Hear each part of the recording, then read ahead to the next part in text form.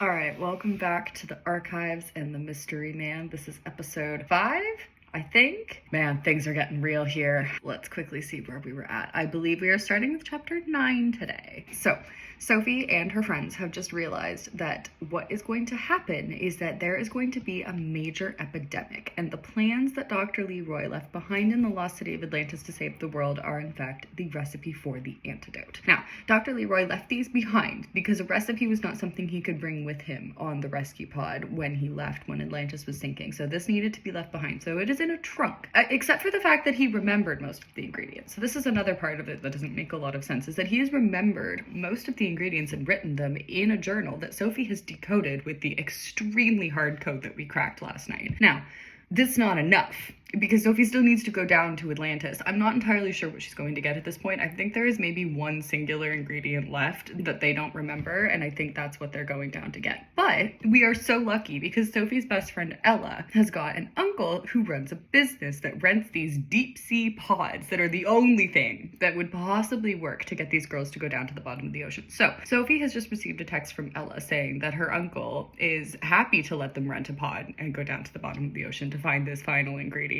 for the antidote for the epidemic that they just intuitively know is about to happen. And Sophie's fighting with her brother David. That's the only realistic part of the story, is that Sophie is fighting with her brother. We have just received a message from Ella saying that I think it's worth going down to Atlantis now because, it will probably save the world. So let's do it. So Sophie has now turned to her mother and said, we are going down. And that is how chapter 8 ended, with that massive cliffhanger of Sophie has announced to her mother. And her mother, for the first half of the story, was very, very against Sophie having anything to do with this mystery, because this man was dangerous. Remember, he committed a lot of crimes because he was sending boys down to go to Atlantis to find this work.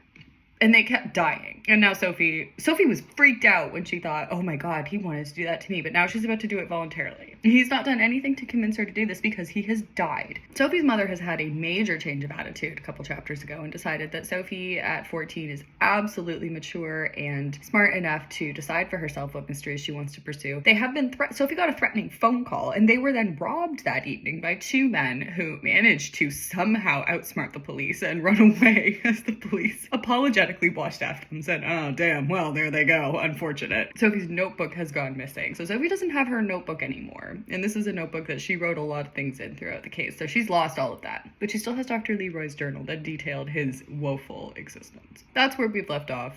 Sophie has told her mother she is going to Atlantis. And chapter 9 starts with Sophie saying she could never have prepared herself for her mother's reaction. But her mother is not upset about it. Her mother yells, when? With a question mark and an exclamation mark. Only one of each. Wow. And she looks excited. Sophie says, I don't know. We know what's going to happen without the plans. But I guess as soon as possible. Andrea says, oh honey, I guess that's, and then ...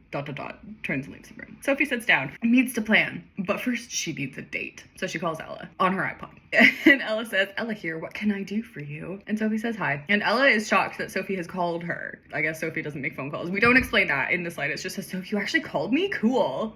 What's up? So Sophie asks, when can we rent the pod? We should do it ASAP. I have a feeling you're right about the epidemic starting soon. This is all just based on a gut feeling. Yeah, I think it's coming. We need to get those plans, and fast. But Ella sounds troubled about this. How are we going? Oh dear. Ella is the only one asking the rational questions here. Ella's troubled about this plan. She says, how are we going to get the medicine to wherever it needs fast enough? Because the guy said it spreads, right? That is what happens with an epidemic. Again, epidemic is not the right word for this, but I liked the word epidemic better than pandemic. I can 99% confirm that is why it's an epidemic. So what if once we get back and collect the ingredients, then won't it be all over the world? And then it would be really hard to get enough stuff to make enough for the whole world. Then we have to get it to everyone. And what if we get it ourselves? Then everyone will die and this will all have been for nothing. That is a reasonable thought process from Ella. And that is the thought process I was going through. Ella is saying all of the questions that I was now having as I'm trying to think about how I want to rationalize what's about to happen. Sophie does have a moment where she says Ella had raised some good points. How would they get the medicine all over the world? How would they know how to make enough? What if she and all her friends got it as well? Good questions. The answer is it's a story. So Sophie hopes that maybe Dr. Leroy's journal will have some clues to answer that. Luckily, she opens the journal to the page that answers some of these questions, and it begins with, well, this is not good. I know that anybody who reads my journal will be wondering how to distribute the medicine. Well, you'll have to figure it out for yourself. But the recipe is enough for the entire world. I think we'll come back to this, but I believe we are going to get a vial of medicine about this big, and they are going to use it to save the world. Everyone needs only a tiny bit of medicine, not much at all, says Dr. Leroy. So convenient entry in the journal right there. Thank you. Oh, and again, at least I'm calling this out. Sophie laid down the journal. That was his last entry. How suspicious that he happened to cover the one thing that she needed. She shook that thought out of her mind. She had just looked through the journal for something like that, and it was a good question. Anyone would wonder that. So Sophie's trying to not be creeped out by the fact that she's just opened the journal and the answer to the question that she just had is there. Sophie says, well, we'll have enough to give the whole world. We need to travel. And once we revive one person, we can get them to help. They're going to give one person the medicine. That person's going to wake up and they're going to say, you go save 10 people and I'll go save 10 people. And it's going to multiply, multiply, multiply. That's how we're going to do it. So we'll be able to distribute it. That's no problem. But the real problem is if we get the epidemic. There must be some kind of antidote. I didn't mean antidote because the antidote is the thing that they're making. She wants something that can prevent us from getting it. She'll check the book. So Sophie then opens the journal to the last page, the back flap. She's disappointed because there's no more information conveniently there for how to prevent the epidemic, but there is a little set of numbers. So we've got 13, 5, 14, 20, 8, and 1. Now, does anybody have any idea what we're going to do with those numbers? Because Sophie doesn't. Sophie has absolutely no idea what this means. She is staring at the numbers in bewilderment. How am I supposed to know what this means? She's got absolutely no clue. She will figure it out, but I'm not convinced she does it without help. So that's where Sophie's at right now. She sees this list of numbers and she thinks, wow, what could that possibly mean? So she asks Ella, when are we going to Atlantis? Sophie's supposed to be their leader. Ella says, next week? Sophie says, all right, sounds good, bye. And then she writes a list of things that they need for the trip to Atlantis, and the list is in here. So what do they need for their trip to Atlantis? They need notebooks. Critical. That is the first thing they need. And pencils. They need oxygen tanks. Yep, you probably will. Food and water. Diving suits. Diver's license. She's 14. Waterproof bags to hold anything we find. That's the list. That's all they need. And she trudges up the stairs and into the dining room where her family is eating pie. And her dad says, good of you to join us, Sophie. Sophie's about to save the world. Can you be nice? Sophie sits down and takes the remaining piece of pizza, which I guess they've eaten dinner without her. And Mom tries to comfort Dad and says, now, dear, everyone, I'd like you to know that your sister might be going down to the sunken city of Atlantis. Isn't that frightening? And Dad says, what? You go think where? Because he's got his mouth full. So no, absolutely not. Never will I let you go down there. Not on my life. And Mom says, dear, finish your pie. We'll discuss this in private afterwards. So he says, it's my business, Dad. You are a minor. Nobody's happy about this. Thomas and Tara are staring at her. Then they're talking to each other about, oh, she can only hear smidgens of their conversation, but she can tell that they're talking about her crazy desire to go down to the bottom of the ocean. At least we're admitting that it is a little crazy. It's still going to happen with no issue at all, but it's a little crazy. Adam and Mike have dropped their pie forks and are staring at their father. He's furious. The triplets are shushing each other in a tight circle, shooting venomous looks at Sophie. Why is everybody so mad about this? They're pissed off that Sophie is doing this. They're like, wow, how dare you? She's gonna save the world, guys. Come on. Oh, and David, only David wasn't conversing with the twin. David's still mad because Sophie lied to him, I think. I'm still not entirely sure what their fight was about. I think Sophie lied to him about something. How could she leave on a trip that could be fatal, being mad at her brother? Wow, and her mom's just totally chill about this. Might be fatal. Yeah, well, you do you, Sophie. Okay, she feels bad about it, wishes that David would forgive her, but he just grunts and leaves. She still wants to apologize, but something shook her. That something is her mother, who says, brothers and sisters fight, Sophie. It's just how it goes. Let it go. Normally I wouldn't care, says Sophie, but since I'm about to go down to Atlantis, it kind of means a lot to me. And Mom says, let it go again. Everybody left the table except for Aggie, who struggled to get out of her chair. Aggie is a baby. Aggie's in a high chair. She can't walk. And Sophie looks over to her and says, oh, you're no help? Baby sister. Well, you're not helping. Doesn't take her out or do anything to help. Just leaves her sister in the high chair. Off she goes. David is in her bedroom working on an assignment. So Sophie doesn't say anything to him. Pulls out the waterproof bag that she already has and a bundle of plastic. Well, she's just packing. Grabbed a bundle of plastic bags to put her things in. Wrapped a journal, not her journal. Remember, her journal's been stolen. And a pen. Put them in a bag. Put that in her bigger backpack. Then she got out her wetsuit. She just has a wetsuit in her closet, so she just goes and gets that, lays it down on the bed, and goes to get the rest of the diving equipment from the basement room where the family keeps their stray stuff. Now, what I've written here is that, so their basement is not a normal basement. Yeah, so she says, our basement's not normal. It's got labs and rec rooms, which, sure, absolutely, why not, right? But that she needs to get this diving equipment. And the basement doesn't have all the things that it's supposed to have, which means that the normal things that people store in a basement aren't in their basement. So they have a room on the main floor of their house, I believe, that they've called the basement room because it's the room where they store the things that would go in the basement if the basement weren't filled with labs. Does that make sense to you? Okay, whatever. She gives David a longing look. Not in the same way. She just wishes he would forgive her. But she doesn't say anything. She doesn't apologize again. Just looks at him and goes, oh man, I wish he'd be nice to me again. And she goes, calls Ella again. We need to go sooner than next week. We don't have much time. Next week's pretty soon. Ella says, okay, but when can we go down? So Sophie goes and gets her calendar. Today's Monday. I'm free on Wednesday. Let's go on Wednesday. Ella's like, I don't think we're ready. Can we go on Friday maybe? Sophie says, no, we can't wait that long. We don't have time. We need to go. Ella says, we only have a day to prepare. Like, we can't do this, Sophie. Sophie's like, yes, we can. We are going down. Can we get the pod for Wednesday? And Ella's like, well, technically, yes. And Sophie's like, well, then we're going down. Take tomorrow off from school. Meet me at your uncle's business. Is it Matherson Pods? She knows. She just knows where to go. And Ella says, we can't just take tomorrow off. Sophie says, where is your sense of adventure? And Ella says, I have a sense of adventure. I don't have a sense of adventure. Oh man, poor Ella. And Sophie feels bad for her. Hey, don't worry. It's one day, right? Oh, taking the day off school. That's Ella's issue right now. She doesn't want to skip school tomorrow. We're not concerned about the skipping school for the rest of the week while they're down at the bottom of the ocean, but tomorrow, while they're still on land, she doesn't want to skip school. Now, meet me at your uncle's place at 8. See you then.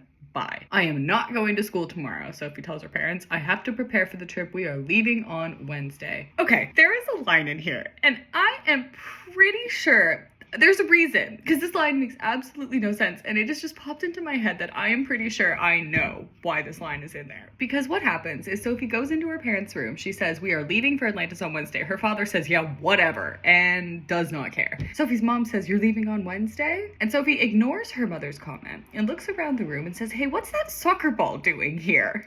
Now, I'm pretty sure the reason why this line is in here is because I was writing this story, and I believe I got to this point and I was stuck. And I think I want to say that this was my dad. It could have been either of my parents. It could have been not one of my parents. I feel like it was my dad. But I got stuck when I got to this line, and I looked at them and I said, what should the next line of my story be? And one of them said, it should be, hey, what's that soccer ball doing here? And so I just put that in. Sophie is in the middle of an intense conversation with her parents about the fact that she's about to go down to the bottom of the ocean, stops to quickly comment on the fact that there is a random soccer ball in her parents' room, and her mom says, excuse me, snaps her fingers. Sophie looks at her and says, thank you, focus, because I really did need to focus at this point.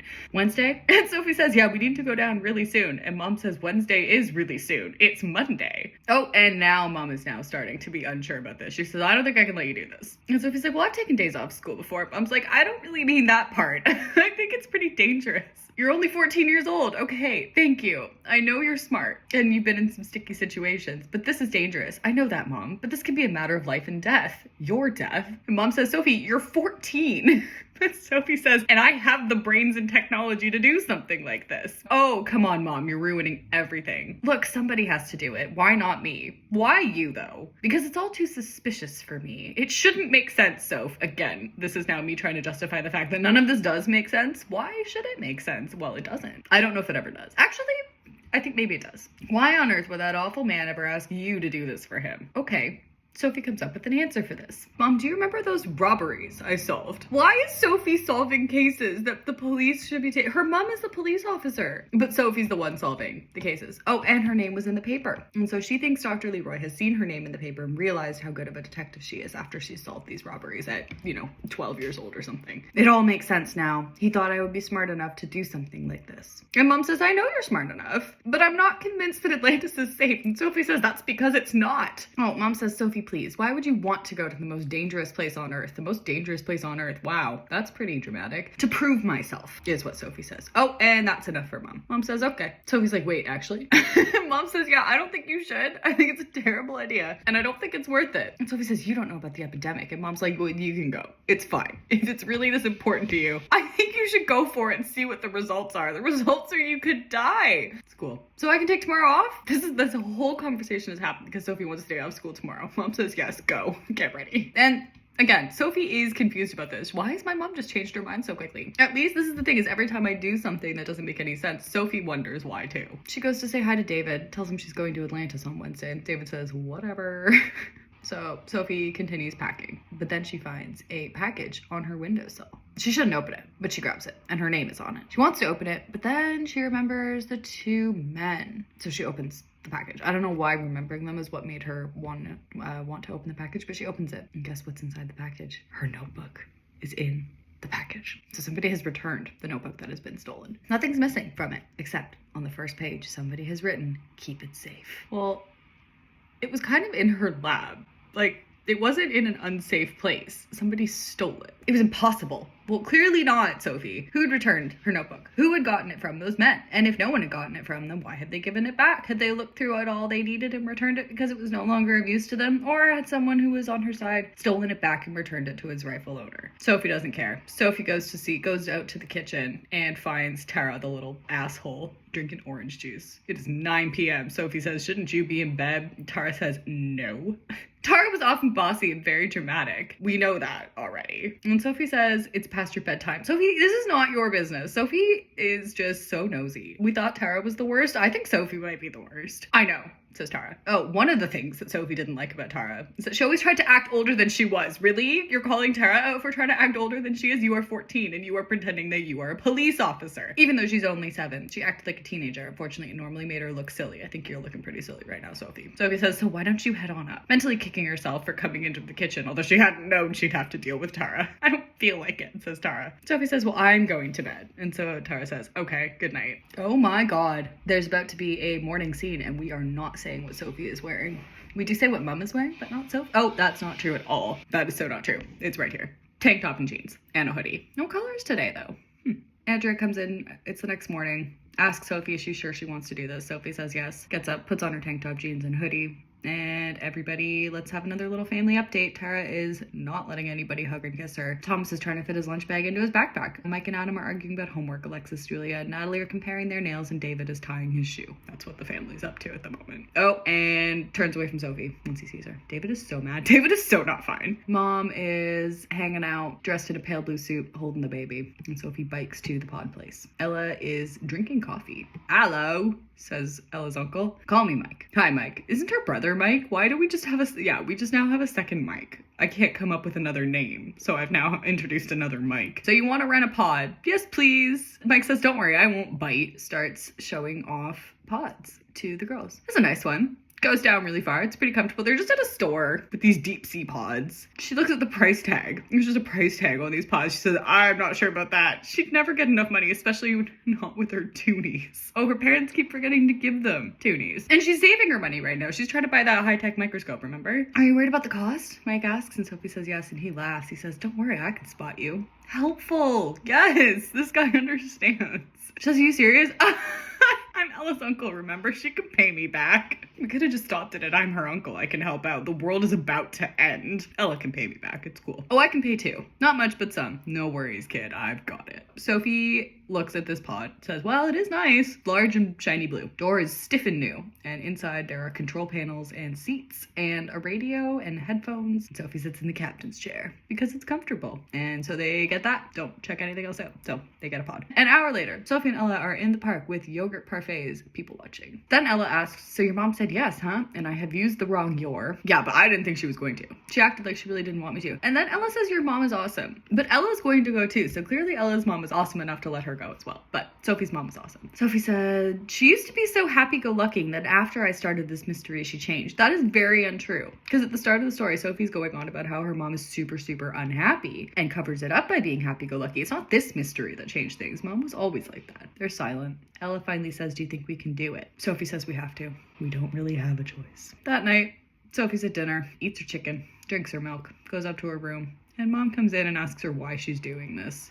And Sophie says, I thought you said I could go. And I think a lot of this is in there because I'm not wanting it to seem like Mom is just, yeah, all right, sounds good, have fun. But I also don't want to keep making Mom change her mind. Mom says, I'm not changing my mind. I know that it's dangerous. And I know you only have a 50% chance of coming back alive. That is, first of all, how do you know that? And you're letting your 14, I doubt that it's really worth it. You're probably gonna die. But if it's really as important as you say it is, I guess you really should go. Thanks, Mom, says Sophie. And then Mom says, I came to give you this because if I can't change your mind, I might as well help you out. And she gives Sophie a bracelet with an S. How is that helpful? Maybe it is later. I don't remember. Sophie never been a jewelry person, but knew that Mom was trying to help. How? How is that helping? Here, have a bracelet. That's gonna save your life. Everything for the trip is packed. Slides the bags on the floor, goes into bed. David comes in the room, didn't say goodnight. Wow, David is pissed. All right, that's the end of chapter 9. Okay, so the next morning, the family flies to Greece. That's just a single sentence.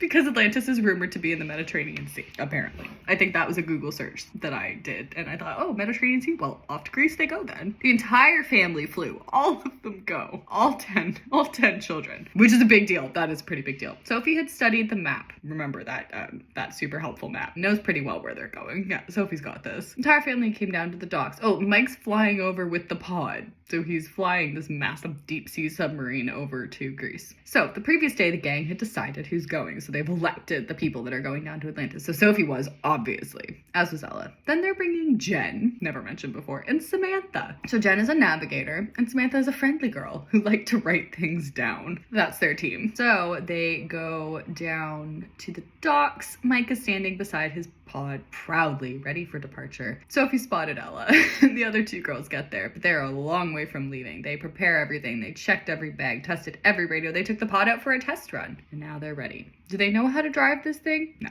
but they're gonna figure it out. Sophie stands in front of her family, says goodbye. After countless hugs, kisses, and be carfuls, I spelled careful wrong, Sophie is ready. The girls get into their diving suits, and I didn't describe what the diving suits looked like. They test the radio. They already tested the radios. Oh, the radios in the dive suit, sorry. And then they get the gloves. A man puts Sophie's gloves on, and he says, these are special gloves. Magical and powerful. Don't take them off. I think we will explain why, but for now, don't take off these magical gloves. Sophie stuck her gloved hand at the door and waves. Everyone, there's like all these people on the dock. They're like, yay, go you guys. 4 teenage girls, down they go. 4 girls were on their own, descending into the dark ocean. Ella asks Sophie, do you know how to drive this thing? Sophie says, your uncle gave me a tutorial this morning. Wrong, again. How hard can it be? Okay. They are now on their way down to Atlantis. Sophie drove downwards. Ella is in charge of the comfort part of the ride. Jen's giving directions, and Samantha is just chatting away. It's dark and cold, and every now and then, the 4 girls would huddle together to keep warm. By mid-afternoon, on Ella's watch, they're tired and they're hungry, so Sophie stops the pod, and they have a snack. They put the radio on, talk to somebody on the surface. He tells them they're doing so well. They have to keep going, and everybody is at the station cheering for them. They're going off a map Sophie had made, and a GPS came with the pod, so they have a GPS to get to the bottom of the ocean. Getting deeper and deeper. After another few hours, they stop for dinner. Sophie shows the rest of the girls how to drive the pod. They're nearing the bottom. 8 hours later, they are almost at the bottom of the ocean. Sophie wasn't nervous anymore. It had been nerve-wracking. That is 2 sentences, one after the other. Sophie's exhausted because she's been very careful this whole way down. They've been playing a conversation game, chatting the whole way down. As they neared the bottom, it's so dark they couldn't see a thing. So Ella is fiddling with a light, and it blinks on, and they almost hit a giant fish. Samantha says, did you see that? It didn't have any eyes. Okay, Sophie's nervous, but she doesn't flinch. She can't afford to look like a scaredy cat. I've spelled it right this time. I'm not a scaredy cat today. And Sophie says, don't worry, it's so dark down here they don't need eyes. We're fine. I'm sure they're not what? And Sophie says, they aren't evil. Evil fish with no eyes. Oh my god. Oh, we've transitioned from the single word oh my gosh to oh my god. That is because Samantha has seen this glowing thing in the darkness, and Jen says it's not. And Sophie says it is. We did it, guys. We made it. We're here. Atlantis. The docking process took longer than expected, so the girls are now trying to dock on Atlantis. Sophie gets the pod resting on the ocean floor. The girls heave the anchor over. Sophie wanted to look around, but she knows we're only there for one thing. Now we have an impact statement in italics. Get the plans. They're settled on the ocean floor. Sophie flicks on the radio. Bad connection, but the controller is congratulating them. Everyone's freaking out with excitement, wishes them luck. The girls have another meal. They decided one person should be with the pod at all times. So they decide on Samantha, and she'll take the first shift. The rest of them are going to get out and just walk around for a while. Ella decided someone else should stay too, just in case. So Jen and Samantha are going to stay, because Jen and Samantha aren't important at all. So Sophie and Ella are going to go make their plan of attack, check the radios, bait up signals, and off they go. So they step out of the pod, walk slowly. I don't think you walk. Okay, Ella asks if they should split up. That doesn't sound like a good idea. Sophie says, yeah, cool, I'll look for his house. You go explore the rest of the town. So now as we walk around the town, we realize that it is completely made of stone. Ella shines the light around the town. If it weren't caked in stone, it would have been beautiful. Stone flowers bordered the stone fountains. Houses are tall and lovely. Flower beds in the windows. So it is completely the way that it was. It is just in stone. Ella says, you go down that road, I'll go down this one. So Sophie begins walking down the road, and she sees these stone statues in the middle of the street. So she goes to one, and it's of a girl who's running, looking absolutely terrified. Tiptoe is touching the street. She is in the motion of running. Her hair is flying back. Her dress was in perfect motion, like she was really running. And then there's another one of a woman with a long skirt and a t-shirt. She's holding a little boy in overalls who is sucking his thumb. And Sophie moves on. Next statue at a house, girl dangling from a tree branch, boy hanging onto a swing, and they're all screaming. So all of these freaked out statues, they're super realistic looking in the middle of the street, and they're all screaming. And there, now we have another impact statement. When she realized what they really were, she began to feel like an idiot. Of course, they're real people. So now what has happened is that all of these people, as Atlantis has sunk, they have been frozen in stone. And what happens now? So Sophie touches this stone woman, and suddenly she's jolted backwards, and she sees something. She's above water, and she realizes she's seeing inside the woman's mind. And we are back to the day of the earthquake, and the woman is screaming, Tom! And a man rushes out of the house with a little suitcase. It says, Tara, get inside. Or Kara. Really not very creative with these names. You've got Tara and Kara. Get inside, says the dad. She says, I'm coming with you. And this husband, tells the mother and the children, no, you need to stay behind. It's important. I need to go. Abandons them to die. Good husband. Wow. Sophie realizes that this must have been the day Atlantis sank. You're just realizing this now, Sophie? Experiencing the earthquake. She remembered reading something. Several hours after the last rescue pod had left, the island had sunk. Tom, please let me come, says the wife. He says no. And tells the children to stay with them. Yep.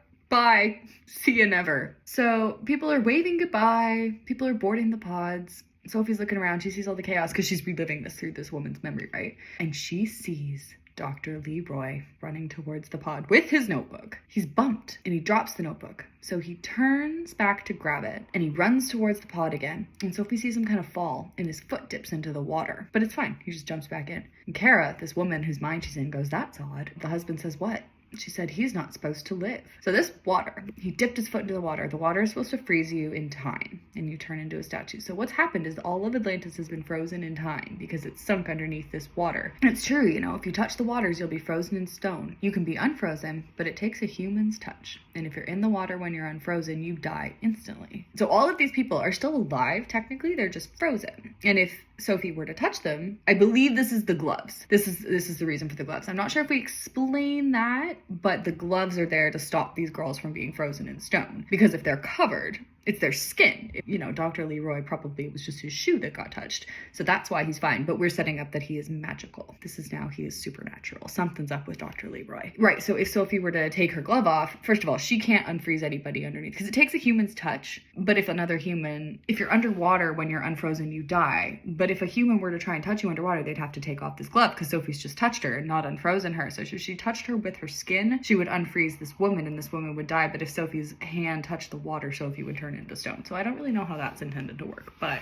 I don't know if this is something I had planned from the start or if this is now just me like spiraling as I'm writing. Really could have been either way. So Tom asks, why didn't he die if he's just touched the water? And Kara says, I don't know. And then Tom says, okay, love you. You should stay. It'll be safer here. Yeah, in the sinking island. Much safer. Hazel and Marcus, he yells, kiss daddy goodbye. And the little girl starts crying. She says, I want to come too. I don't want you to leave. We're back to the exclamation marks. How many have we got here? 1, 2, 3, 4, 5, 6, 7, 8. Only 8 exclamation marks. This girl doesn't care about her father at all. I don't want you to leave. Boy clings to his father's leg. Kara picks up the little boy. Come on, Hazel, pulls the girl. Let daddy go. Dad just, off he goes. Leaves his family behind to die. Suddenly it was 2 hours later. How do we know that? Everyone's gone. Rumbles have stopped. So the earthquake has stopped, but Atlantis is not sunk yet. Sophie's inside the woman's house. She's still in her mind, I guess. And the little girl, the two children, run outside. And the mom is like, hey, wait, what are you doing? And the children run out and they're going to swing. There's a swing in the yard. So they're just going to go play on the swing. They're over it. They're just fighting on the swing, and then water starts rising. So the island is now sinking, and as people are being touched, they're freezing in time. Water is rising. Hazel is climbing the tree. Marcus is holding himself up on the swing. Kara is yelling, and the water touches her and the children, and they turn into stone. Sophie gasps. Back in the present. She's underwater, exploring Lost City. What had she just seen? I don't know, Sophie. All she knew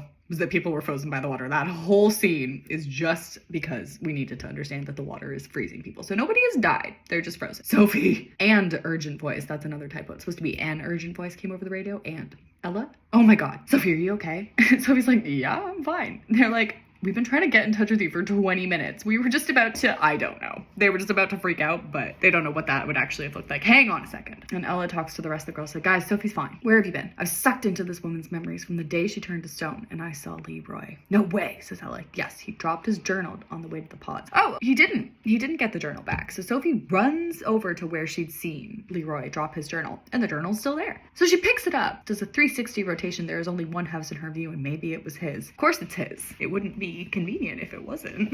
So Sophie goes, pushes open the door, and she gasps. That's the end of the scene. All right, we have made it into Dr. Leroy's house, and I believe, because the first little sentence of this paragraph is inside was a mad scientist's lair. I believe that this is now coming back to that room that I saw in the underground aquarium in Atlantis. This is the whole reason why this story began. It was that room, and I believe that this is now that room in my mind. Okay, we have described this mad scientist lair, obviously. Huge desk covered in papers, lab tables, beakers, and test tubes. So he instantly knew that this was really it. Obviously, made it to Leroy's house. Pokes around, looking for something that says it's a list of directions or ingredients, but there's nothing. Continues to poke around, looking for a hidden closet or a secret passageway. When she saw the closet, she felt like even more of an idiot. I'm not gonna say it. She darted towards it, tugged it open. Only an old trunk inside. Remember the trunk? Etching on it, an old note. And it says, attention, if you're about to open this trunk, know my plans are in there and they will be ruined. If you're here for the plans, take the entire trunk. Don't ruin the plans. Helpful. Thank you, Dr. Leroy. Sophie smiles. Oh my God, I found them. It doesn't say, oh my God, this time. That's just the mindset I'm in now. Sophie searches the house for some rope, ties it around the box, and look, the box is surprisingly light. Then suddenly she feels a pang deep down inside of her. Something wasn't right. Something had just happened. Again, very intuitive. And then the truth lands on her, and we end this paragraph with our impact statement. The epidemic had started. Sophie's at the bottom of the ocean, but she can feel it. She just knows the epidemic has started. Again, she is right about this. Okay, that is the end of chapter 10. How are we doing here with the page count? Okay, we're at page 61. We got another 15 pages to go. Okay, that's the end of the episode. We will be back with chapter 11. We will be back with the rest of their escape from Atlantis. It is time for these 4 girls to save the world, because apparently the epidemic has started. They can feel it in their bones. Thankfully, they haven't been turned to stone yet. No, I think they're fine. It'd be way too complicated. There's only 15 pages left. All right, cool. That's the end of the episode.